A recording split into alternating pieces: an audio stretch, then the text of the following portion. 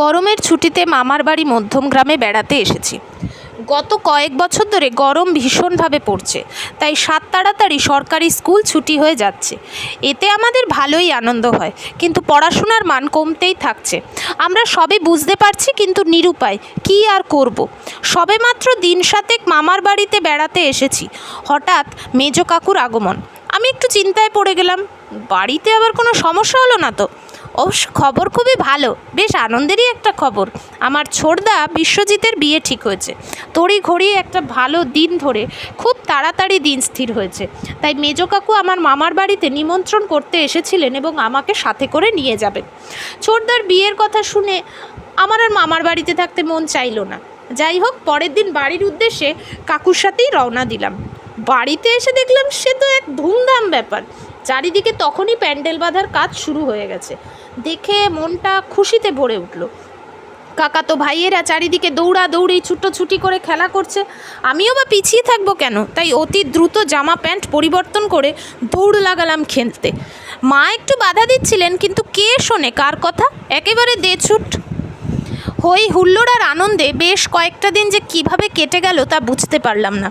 আমরা অবশেষে বিবাহের দিন উপস্থিত। আমি, ফটিকদা, সুজন অপেক্ষা করছিলাম বিয়ের গাড়ির জন্য। আমরা সকলেই ভেবেছিলাম বিয়ের গাড়ি আসবে এবং আমরা সকলে হাতে হাত মিলিয়ে ফুল দিয়ে সেই গাড়িটাকে সাজাবো, কিন্তু সে গুড়ে বালি।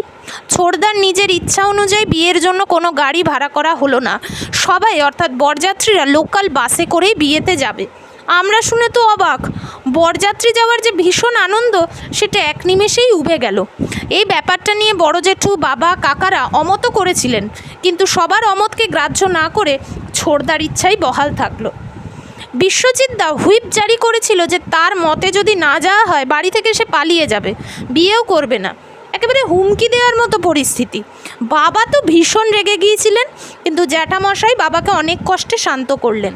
ছোটদার বিয়ে হচ্ছে ব্যারাকপুরে। আমাদের অশোকনগর থেকে স্পেশাল গাড়িতে গেলে ঘন্টা দেড়েক সময় লাগতো, কিন্তু সে কপাল কি আর আমাদের আছে? লোকাল বাসে করেই বরযাত্রী যাবে। কেউ কখনো শুনেছে? আমাদের দত্তবাড়িতেই হয়তো প্রথম ঘটতে চলেছে। প্রথমে আমরা অশোকনগর বাস স্ট্যান্ডে এসে দাঁড়ালাম। প্রায় মিনিট 10 পরে একটা বাস এলো। কপাল অবশ্য আমাদের ভালো। বাসে উঠে দেখি 10-15 জন যাত্রী সর্বসাকুল্যে সেই বাসে বসে আছেন। আমরা বরকে নিয়ে প্রায় 30 জন যাত্রী উঠলাম। একটা কথা বলতে ভুলে গেলাম, ছোটদা কিন্তু বর সেজে বের হয়নি। বাসে ছোটদার সিট হয়েছিল একজন ভদ্রমহিলার পাশে। তিনি দাদাকে জিজ্ঞাসা করেছিলেন যে আমরা এতজন একসাথে কোথায় যাচ্ছি।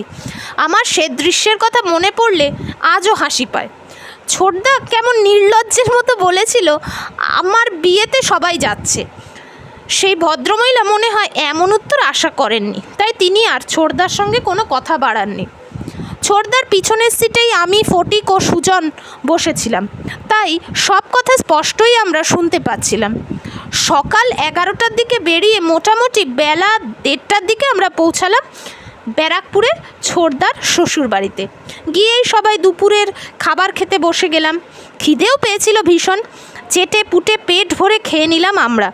আমাদের বলা হয়েছিল তোরা ইচ্ছা মতো ঘুমাতেও পারিস, কিন্তু আমরা সে পথে আর পা মারাইনি, কারণ ফটিক দাদা বলেছিল যে বিশ্বজিৎ দাদার শ্বশুরবাড়ির শহরটা আমরা ঘুরে দেখব। কিন্তু বের হওয়ার মুখে আমার মামা বললেন যে অচেনা জায়গায় যেন আমরা বেশি দূরে ঘুরতে চলে না যাই। আমরা অবশ্য গ্রামের ছেলে, ইটকাঠ পাথরের তৈরি এই শহরে ঘুরতে ঘুরতে যেন প্রাণহীন মনে হয়েছিল সব কিছুই। সন্ধ্যার মধ্যে দাদার শ্বশুরবাড়িতে আবার ফিরে আসলাম। ভারী রাতে লগ্ন, তাই বিবাহের কাজ ছাড়া হাসি ঠাট্টা সব কিছুই চলতে লাগলো। সন্ধ্যায় টিফিন এবং তারপরে রাতের খাবার খেয়ে নিতে হলো। দুটো কারণ অবশ্য ছিল। একদিকে সুজনের ভীষণ ঘুম পাচ্ছিল, অন্যদিকে ছোট বলে বড়দের চাপে পড়ে আগেই খেয়ে নিতে হলো। খাবার পরে চাপ আরও বাড়ল। সেজো কাকু আমাদের বললেন দোতলায় গিয়ে ঘুমিয়ে পড়। অগত্যা নির্দেশ পালন করলাম। আমাদের যে করে শুতে বলা হলো সেখানে সুন্দর একটি খাট ছিল। বিছানায় শুয়েই কিছুক্ষণের মধ্যেই আমরা অঘোরে ঘুমিয়ে পড়লাম। কখন সকাল হয়ে গেছে জানি না। ঘুমের মধ্যে যেন শুনতে পেলাম দরজায় কেউ কড়া নাড়ছে। বেশ জোরে জোরে আওয়াজ হতে লাগলো। ঘুম জড়ানো চোখে আস্তে আস্তে উঠে গেলাম, ছিটকানিটা খোলার চেষ্টা করতে লাগলাম। একটা সময় ছিটকিনিটা খুলেও ফেললাম। দরজার ওপাশে যা দেখলাম তাতে তো আমার ঘুম উড়ে গেল। বাইরে দাঁড়িয়ে আছে ফটিক দাদা এবং দেবব্রত দা। আমি চোখ কচলাতে কচলাতে ঘরের মধ্যে খাটের দিকে তাকালাম, দেখলাম সুজন একা শুয়ে আছে।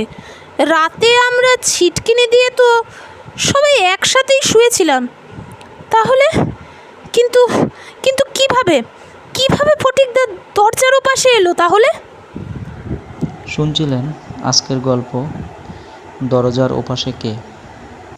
গল্প পাঠে ছিল নবগতা, শ্রীমন্তী। আজকের গল্পের লেখক সুমন শুভ্র বসা। আমাদের গল্প ভালো লাগলে অবশ্যই লাইক করবেন, আমাদের চ্যানেলটিকে সাবস্ক্রাইব করবেন, আমাদের পাশে থেকে আমাদের এগিয়ে যেতে সাহায্য করবেন। ধন্যবাদ।